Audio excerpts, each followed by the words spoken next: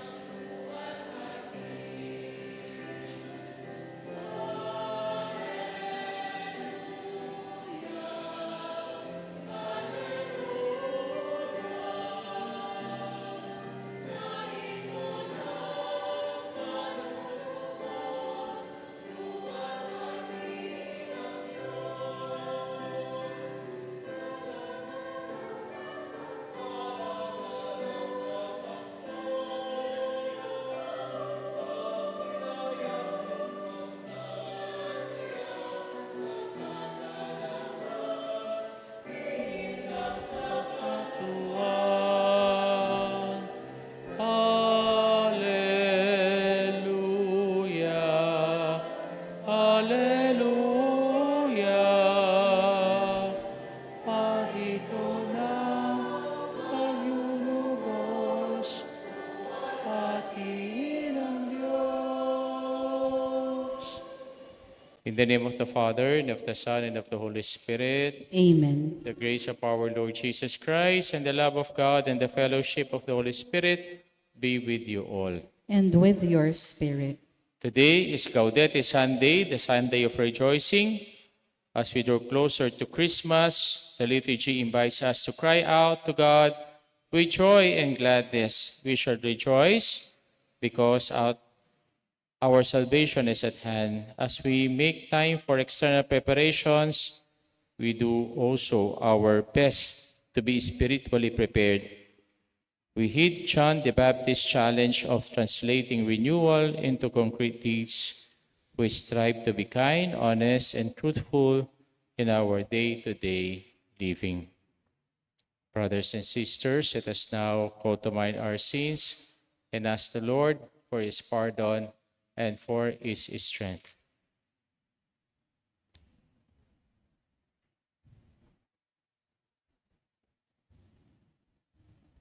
You were sent to heal the contrite of heart. Lord, have mercy. Lord, have mercy. You came to call sinners. Christ, have mercy. Christ, have mercy. You are seated at the right hand of the Father to intercede for us. Lord, have mercy. Lord, have May mercy. Almighty God have mercy on us, forgive us our sins, and bring us to life everlasting. Amen. Let us pray. O God, see how your people faithfully await the feast of the Lord's Nativity. Enable us, we pray, to attain the joys of so great a salvation and to celebrate them always with solemn worship and glad rejoicings. Through our Lord Jesus Christ, your Son, who lives and reigns with you in the unity of the Holy Spirit, one God, forever and ever. Amen. Amen.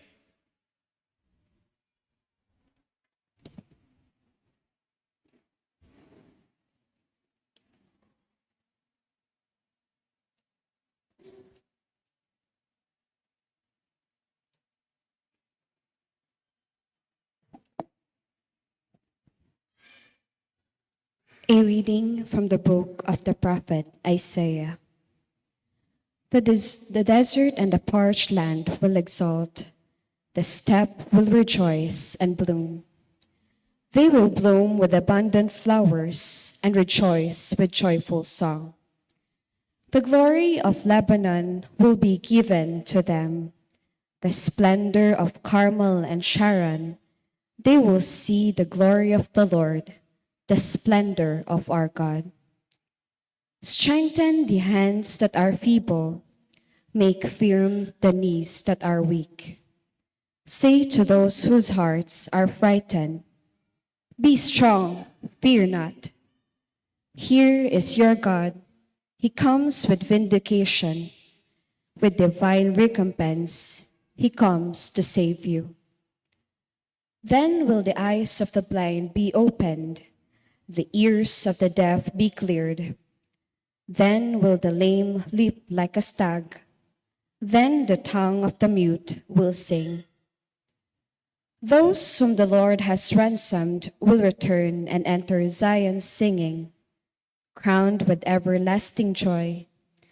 They will meet with joy and gladness. Sorrow and mourning will flee.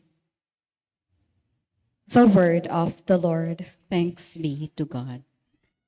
Lord, come and save us. Lord, come and save us. The Lord God keeps faith forever, secures justice for the oppressed, gives food to the hungry. The Lord sets captives free. Lord, come and save us. The Lord gives sight to the blind. The Lord raises up those who are bowed down. The Lord loves the just. The Lord protects strangers. Lord, come and save us. The fatherless and the widow he sustains, but the way of the wicked he thwarts. The Lord shall reign forever, your God, O Zion, through all generations. Lord, come and save us.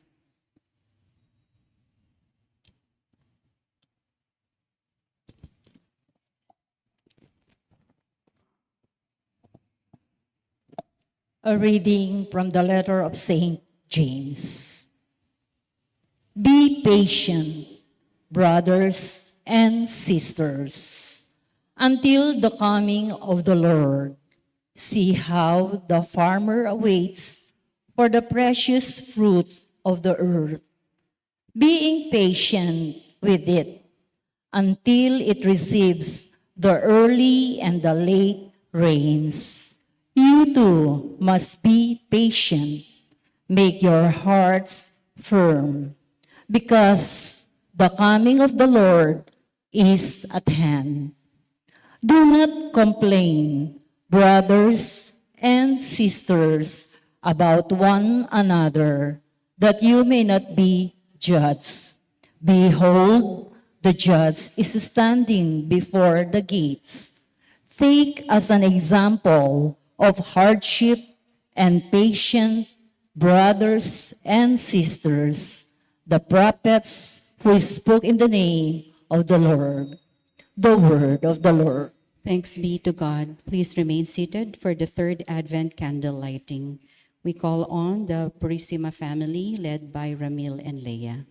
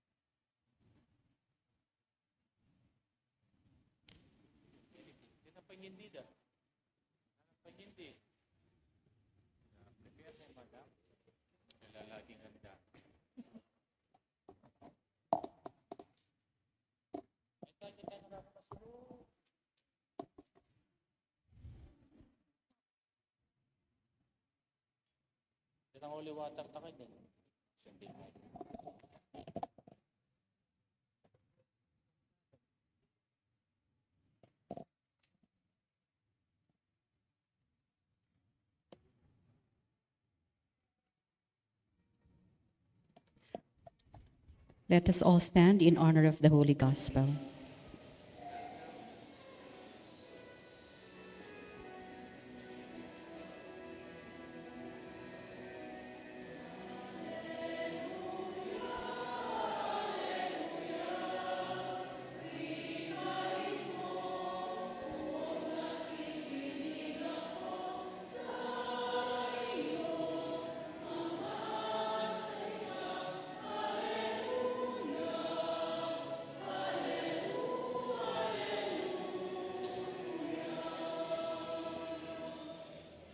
The Spirit of the Lord is upon me, because He has anointed me to bring glad tidings to the poor.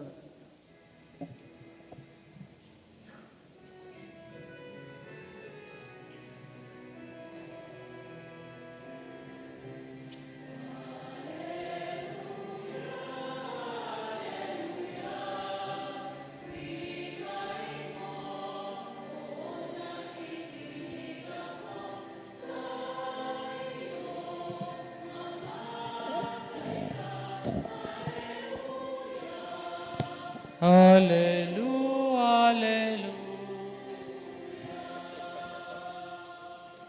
The Lord be with you. And with your spirit.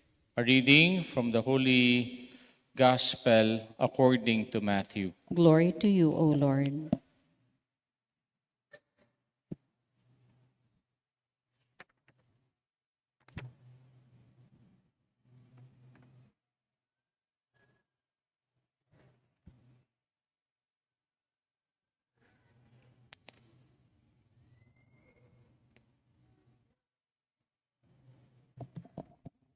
When John the Baptist heard in prison of the works of Christ, he sent his disciples to Jesus with this question: Are you the one who is to come, or should we look for another?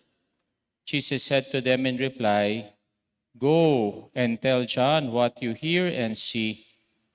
The blind regain their sight, the lame walk, lepers are cleansed, the deaf hear, the dead are raised, and the poor have the good news proclaimed to them.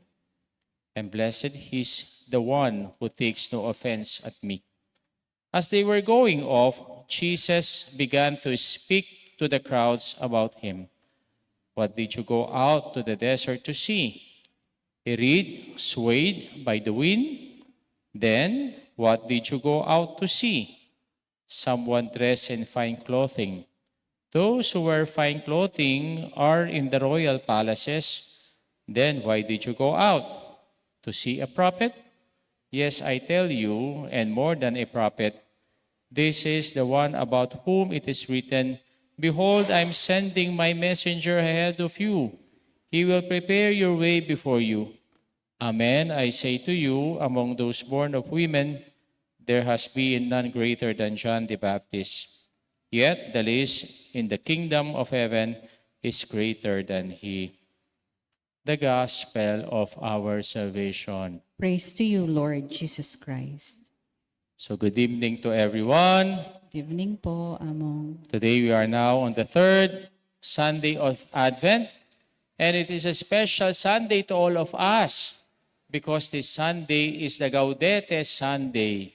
Gaudete Semper Dominum, or rejoice always in the Lord.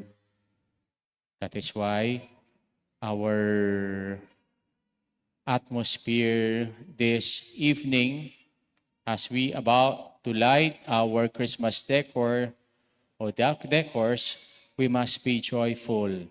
We must be rejoicing.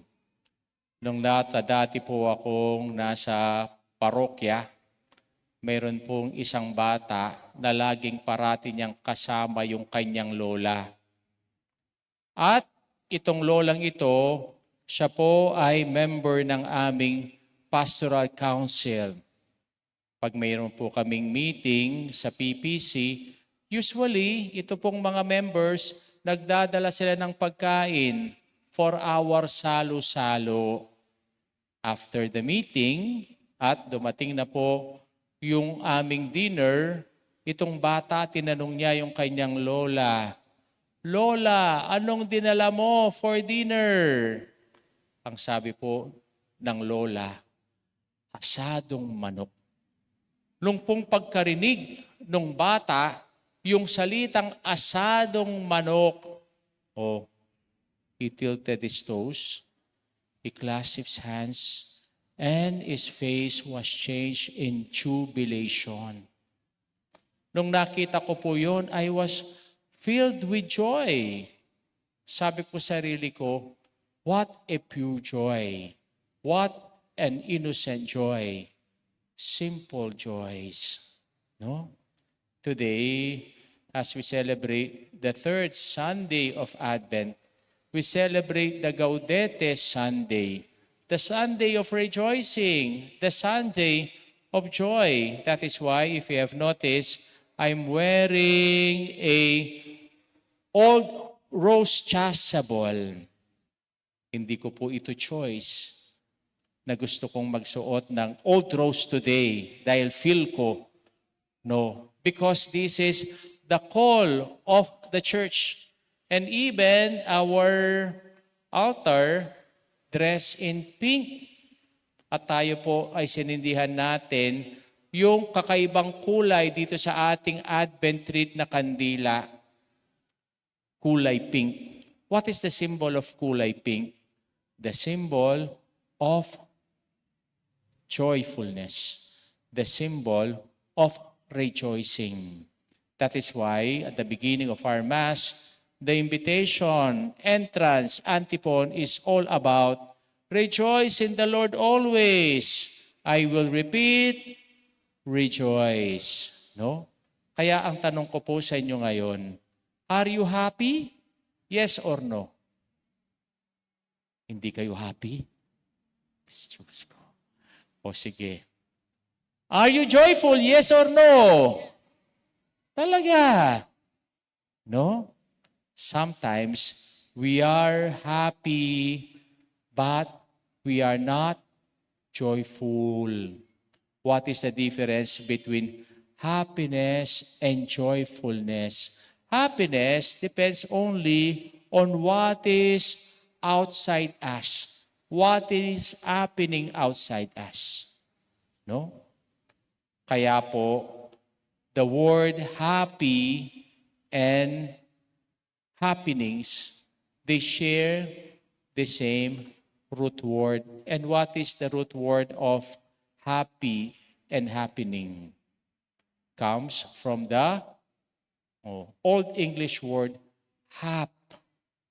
And what is the meaning of hap? Circumstance. Depends on the situation.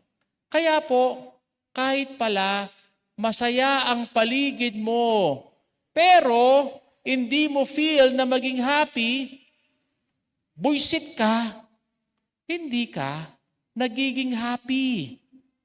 No? Kaya circumstance lang, depend on the situation, yung pagiging happy mo. No? Depends on the happening outside us. But joy is different. Why? Joyfulness is an inner disposition. It is an inner emotion that emits joyfulness. Ito po ay galing sa ating puso. It does not depend on what is happening outside us. Kaya po in our gospel, this is the disposition of John the Baptist. John the Baptist was in prison that time. Why? He was in prison in the account of Herod and Herodias. No? Looking at that gospel, ano ba ang nangyari? Kasi si Herod, as the king of Judea, mayroon po siyang kulasisi. Mayroon siyang number 2. At anong pangalan ng kanyang number 2? Si Herodias. Kaya po itong si John the Baptist, parating sinasabi niya kay Herod, iwanan mo na yang kulasisi mo, magbagong buhay ka na. Ayaw pong makinig ni Herod. Kaya ano ginawa niya para tumahimik si John the Baptist? He put him in prison. Kaya nandito siya. Kaya hindi po maganda yung kalagayan ni John the Baptist. At siya po ay nagtanong. No? He sent his disciples to Jesus with this question, are you the one who is to come? Or should we look for another? And Jesus replied, not in affirmative or not in negative, but he said to them, tell John what you see and what you Here. Oh, ano bang nakikita ninyo? Ano ba yung narinig nyo? The blind already have their Facebook and enjoying watching their Netflix. Nakakakita na. Or even the lame, no? Already dancing in TikTok. Nakakapag-TikTok na pala yung mga lumpo at pilay. Or the lepers, no? Do not need the services of Dr. Vicky Bello and other dermatologists. Bakit? Makinis na yung kanilang mga balat. Or even the deaf have their earpods enjoying their Spotify. And even, the mute can already sing and join our church choir. The dead raised and the poor have the good news proclaimed to them. What a joy. What a simple joy that John the Baptist felt in his heart. Kung gusto daw natin magkaroon ng simple joy this coming Christmas, kung pinakinggan po natin yung mga readings natin, suggested 3 A's of simple joy. And what are these 3 A's? Amaze. Second, appreciate. Third, acknowledge. First, if you want to experience simple joy, know how to be amazed. Na-amaze pa ba kayo? Namamangha pa ba kayo?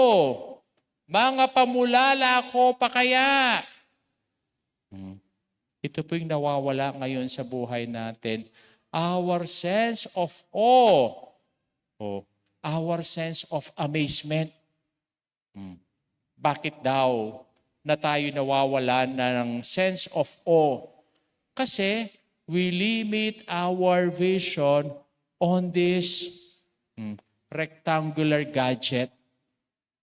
Biro nyo, ang pagtingin ng tao ngayon, napakaliit na lang. Hanggang ganito na lang. Bakit kaya? Ano ba yung gadget na yon? Our cellphone. Di ba? We limit our vision. And also, we limit our outlook in life. Nagiging myopic po ang pagtingin ng mga tao ngayon at hindi na nila na-appreciate kung ano ba yung nangyayari sa kanilang paligid, yung kagandahan ng mundo, yung kagandahan ng mga taong nasa paligid nila. Kaya kung titingnan mo yung mga tao ngayon, especially yung mga bata, para silang mga robot. Bakit para silang mga robot? Kasi naglalakad, laging nakatingin sa cellphone. May kausap, laging nakatingin sa cellphone. Wala na silang time to look upwards or even to look heaven. Di ba? Ganun ang buhay po. Ngayon, kaya kung titingnan natin, even paggising mo sa umaga, anong unang-unang hinahanap mo paggising mo sa mga umaga? Hindi asawa mo. Kundi hinahanap mo cellphone. Looking for notification, looking for message, looking for text. No? Kaya hindi mo na napapansin yung mga nasa paligid natin. And be amazed. No? Alam niyo ba, itong cellphone natin, ang daming deprivation na ginagawa sa atin. Ano yung deprivations na ginagawa sa atin? The beautiful smiles of those people around us.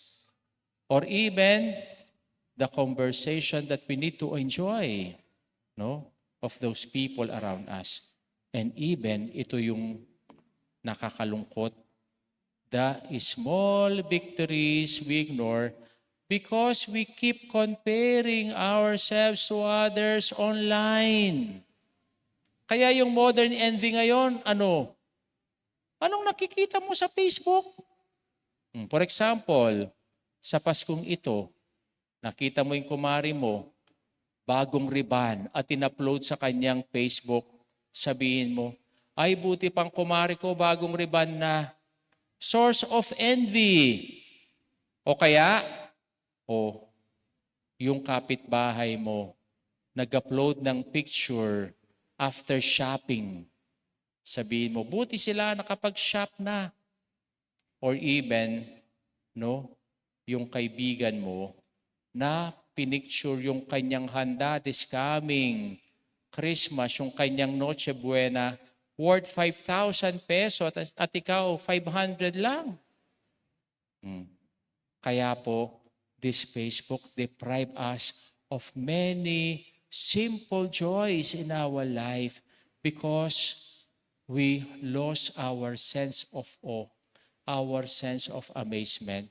That is why in our first reading, Prophet Isaiah mentioned to us, the desert and the parched land will exult, the steppe will rejoice and bloom, they will bloom like abundant flowers and rejoice with joyful song. Kahit pala disyerto, kung napansin mo, mayroong bulaklak dyan, may halaman. Or even parched land, may tumutubong bagong buhay dyan. Hindi mo lang napapansin kaya hindi ka na-amaze. Second, to experience simple joy when we know how to appreciate. Can you still appreciate? Pinapangalagaan nyo pa ba yung mga nasa paligid natin? Alam nyo, bakit kaya hindi tayo masaya? Because we are critical. And criticism deprive us of joy. Kaya kung titingnan natin yung mga taong critical, ito yung mga grumpy people. Laging nakikita what is negative. Bakit? Kasi akala nila they are superior than others. That is why being appreciative is a virtue. It is a virtue of humility, acknowledging the giftedness and the goodness of others. Kaya po, kung appreciative ka, masaya ka sa buhay mo. Actually, mamaya sisindihan natin itong mga Christmas decors na pinaghirapan ng mga youth natin. Sina Sili, si Tantan, and even our liturgies and our service team with the assistance of our PPC members. Minsan may maririnig ka, parang kulang sa dekorasyon, parang kulang sa ilaw. Instead of appreciating nung nakikita mo, we tend to criticize. Kaya po, ito yung sinabi sa atin ng ating second reading from the letter of St. James. Do not complain, brothers and sisters, about one another, that you may not be judged. Behold, the judge is standing before you. Actually, appreciation is a sign of holiness. Alam niyo ba, ang demonyo ay naging Satanas. Bakit? Kasi he doesn't know how to appreciate and even became critical on the creation of God and he wanted to destroy it. Na-destroy niya ba? Hindi. Sino na-destroy? Mismong sarili niya. Kaya po non-appreciation is a sin. It is a sin of pride. It is a sin against charity and love.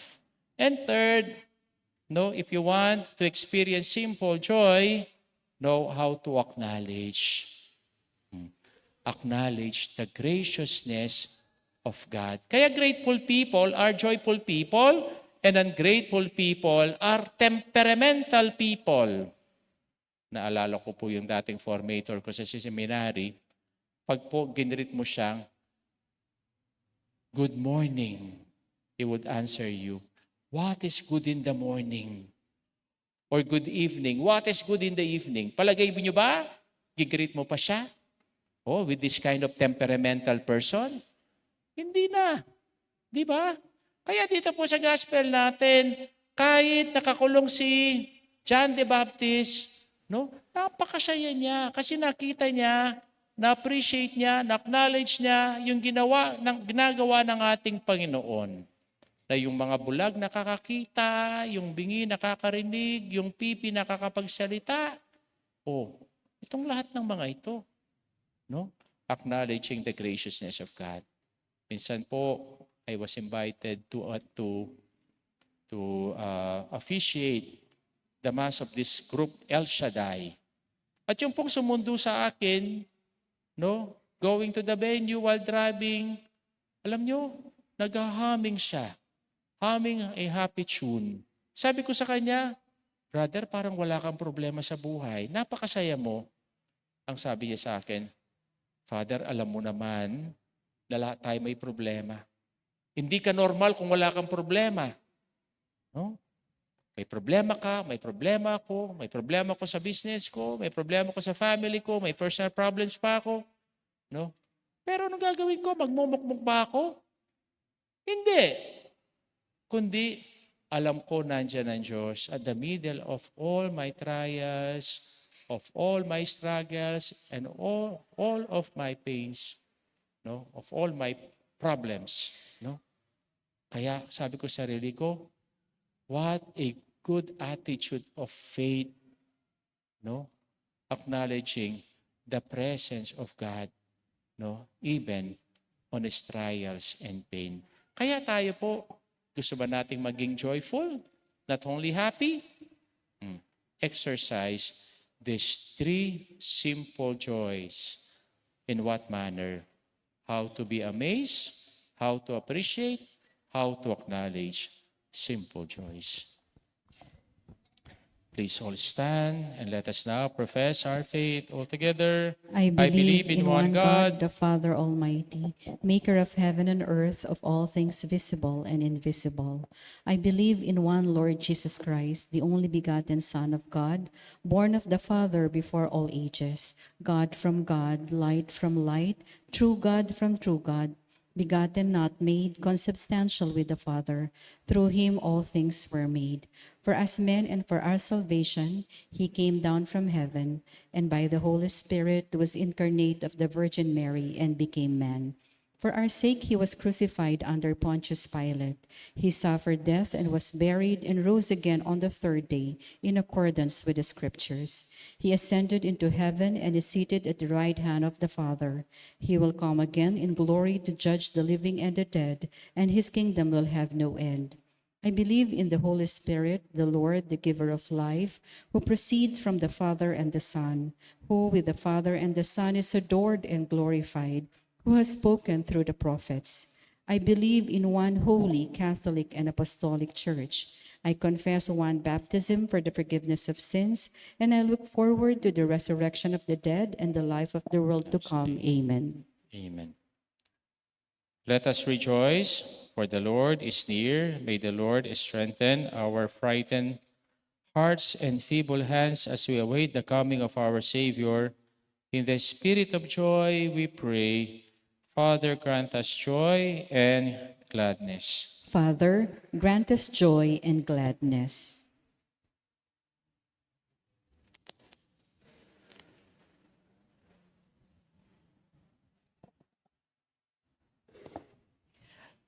May the Church and her leaders hear and experience the tidings of great joy announced by the angel at the first Christmas, we pray. Father, grant us joy and gladness. May our national and local leaders experience comfort and joy in their honest and faithful service to the people, especially to the poor and the marginalized, we pray. Father, grant us joy and gladness. May those burdened with loneliness, isolation, and financial problems find help in the Lord and in generous people we pray. Father, grant us joy and gladness. May those suffering physical afflictions find healing, and those who are frightened be consoled and encouraged by Jesus,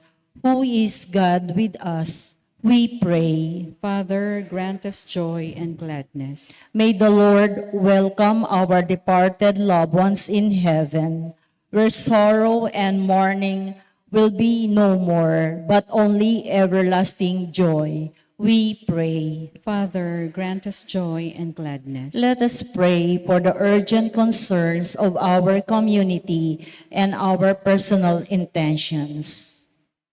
For the We Thanksgiving pray. and special intentions of Richard Chona Yumul, maning pagkapitong Lucia Zamora, for the safe travels of Mel Ignacio, Susan Arnold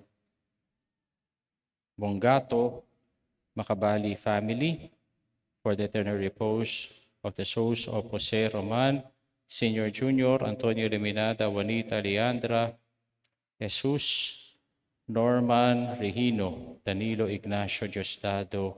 Let us pray to the Lord. Father, grant us joy and gladness.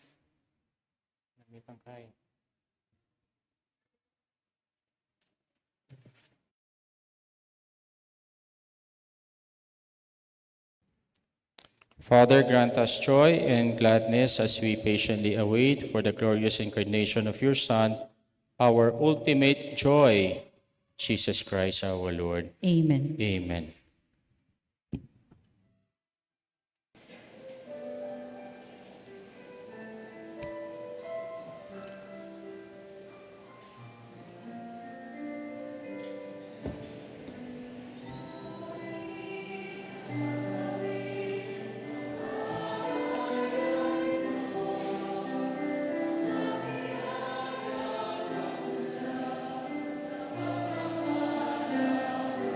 Blessed are you, Lord God of all creation. To goodness we have this bread to offer. Sumesi made for us.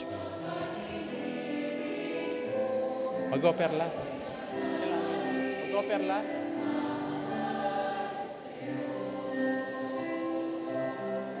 Pakilawin na mo. Mag-operla, Lila.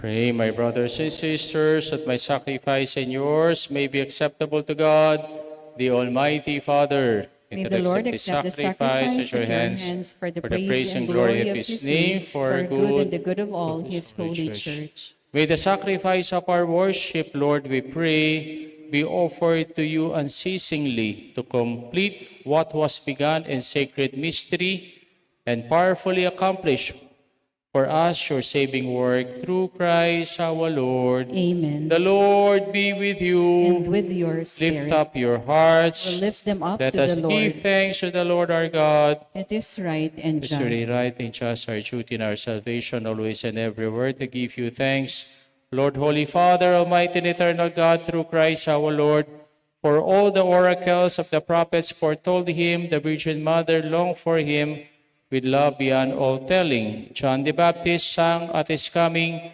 and proclaimed his presence when he came. It is by this gift that already we rejoice at the mystery of his nativity, so that we may find us watchful in prayer and exultant in his praise. And so with the angels and archangels, with thrones and dominions, with all the hosts of powers of heaven, we sing the hymn of your glory, as without end we acclaim.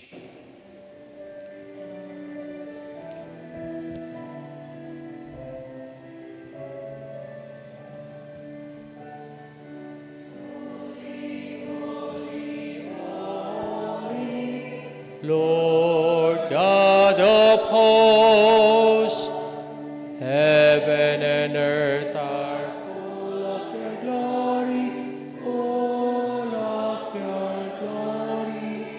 Hosanna in the highest, Hosanna in the highest. Blessed is he who comes in the name of the Lord. Hosanna in the highest, Hosanna in the highest, Hosanna in the highest, Hosanna in the highest.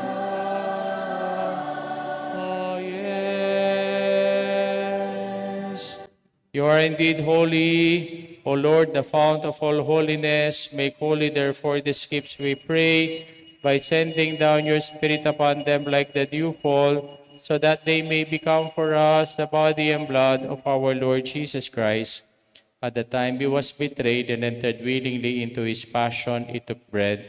Giving thanks, broke it, gave it to his disciples, saying, "Take this, all of you, and eat of it, for this is my body, which will be given up for you."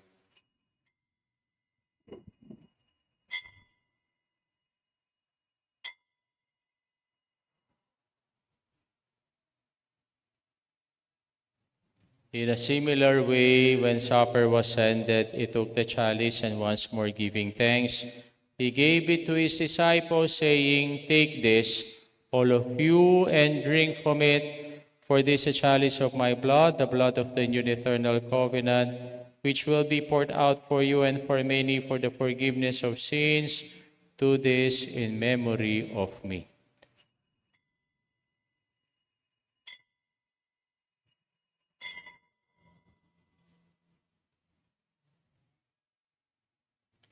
The mystery of faith.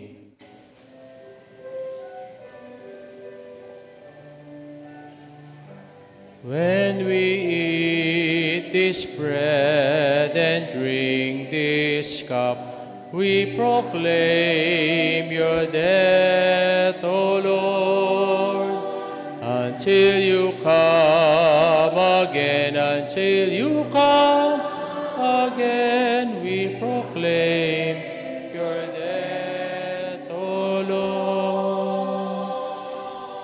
Therefore, as we celebrate the memorial of his death and resurrection, we offer you, Lord, the bread of life and the chalice of salvation, giving thanks that you have held us worthy to be in your presence and minister to you. Humbly we pray that partaking of the body and blood of Christ, we may be gathered into one by the Holy Spirit. Remember, Lord, your church is spread throughout the world, and bring her to the fullness of charity, together with Leo, our Pope, Laurentino, our Bishop, and all the clergy. Remember also our brothers and sisters who have fallen asleep in the hope of the resurrection, and all who have died in your mercy. Welcome them into the light of your face. Have mercy on us all, we pray, that with the Blessed Virgin Mary, Mother of God, with Saint Joseph, her spouse, with the blessed apostles and all the saints who have pleased you throughout the ages, we may merit to be co-heirs of eternal life, and may praise and glorify you through your Son, Jesus Christ. Through him, with him, and in him, O God, Almighty Father, in the unity of the Holy Spirit, all glory and honor is yours forever and ever. Amen, amen, amen, amen, amen, amen, amen, amen.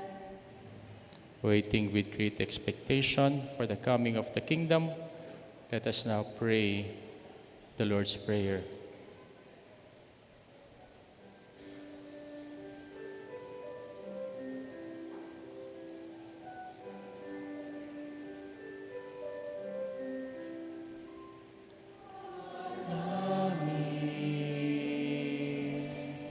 Sumasalangit ka, sambahin dalan mo, papasa amin ang kaharian mo, sundin ang loob mo, Diyos sa lupa, maranang sa langit. Bigyan mo kami ngayon ng aming kakanin. Sa bawat araw at patawarin mo ang aming sala, papatawad sa nagkakasala sa amin. At huwag mo kami ipaintulot sa tukso, at iadya mo kami sa lahat ng masama.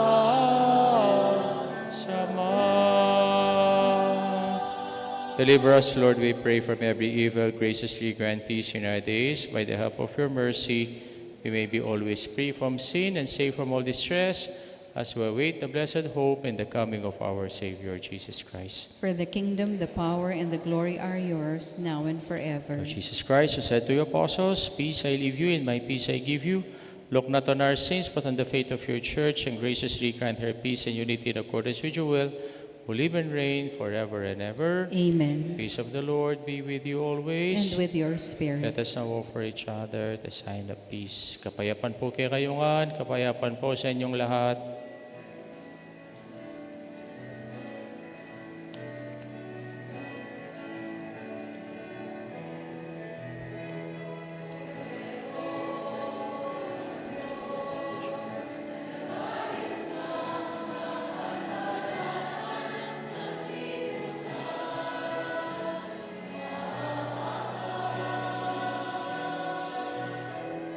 Cordero ng Diyos, na nagalis ng mga kasalanan ng sanlibutan, maawa ka. Cordero ng Diyos, na nagalis ng mga kasalanan, ipagkaloob mo sa amin ang kapayapaan.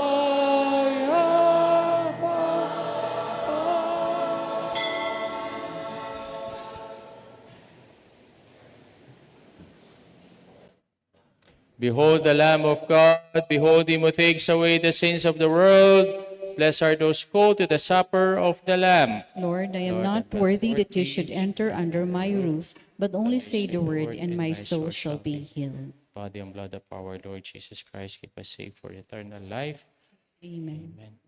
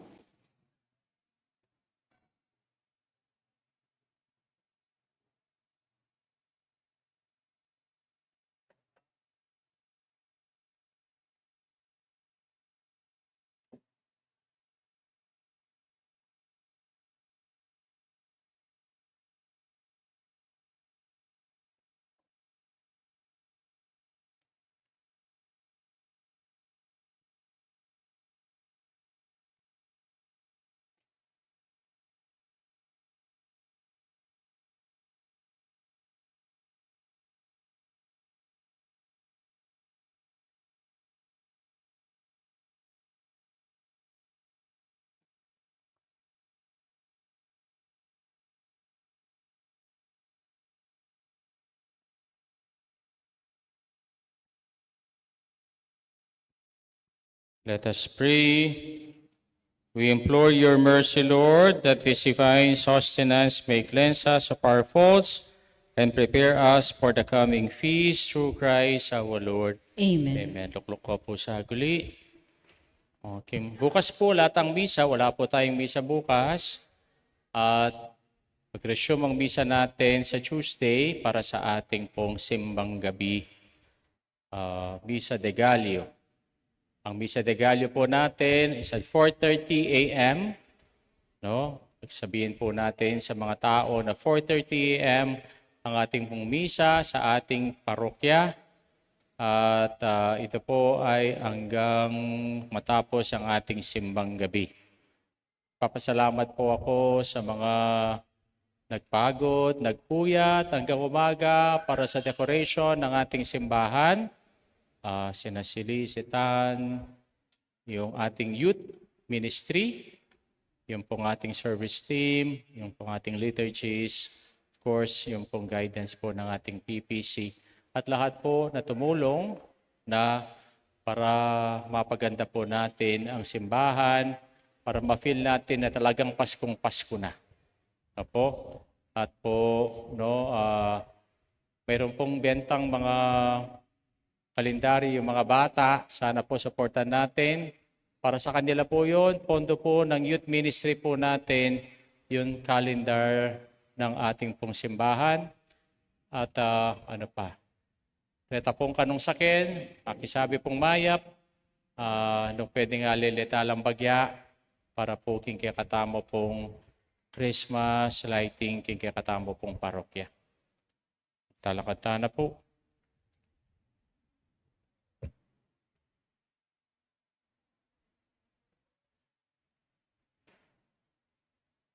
The Lord be with you. And with your spirit. Bow down for the blessing. May the Almighty and merciful God, by whose grace you have placed your faith in first coming of only begotten Son, yearn for his coming again, sanctify you by the radiance of Christ's advent, and enrich you with his blessing. Amen. As you run the race for this present life, may he make you firm in faith, joyful in hope, and active in charity, Amen. so that rejoicing now with devotion at the Redeemer's coming in the flesh, you may be endowed with the rich reward of eternal life when he comes again in majesty. Amen. And may the blessing of Almighty God, the Father, the Son, and the Holy Spirit come down on you and remain with you forever. Amen. Amen. Our Mass been offered. Let us go in peace and to love and to serve the Lord. Thanks be Thanks to God. be to God. Good evening po sa inyong lahat.